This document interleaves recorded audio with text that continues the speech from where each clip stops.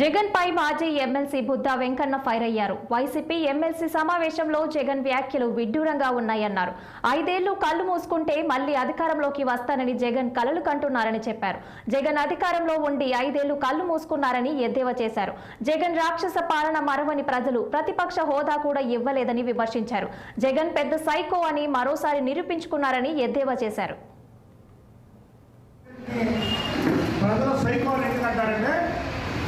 అమరావతిని చంపేయడానికి శాసన మండలిని రద్దు చేద్దామని అసెంబ్లీలో కూడా తీర్మానం పాస్ చేశారు. ఆ రోజు అసెంబ్లీ శాసన మండలి ఉండాలని, అమరావతి పాడవకూడదని చంద్రబాబు నాయుడు గారు సాక్షాత్తు శాసన మండలిలో ఇంటికట్టు కూర్చునే దాంట్లో కూర్చొని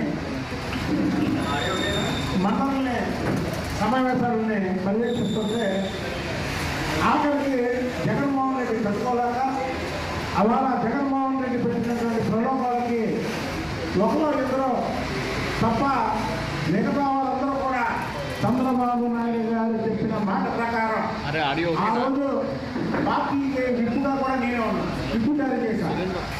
ఒకరిద్దరు తప్ప మిగతా వాళ్ళందరూ కూడా చంద్రబాబు గారు చెప్పిన దానికే ఓటేసారు.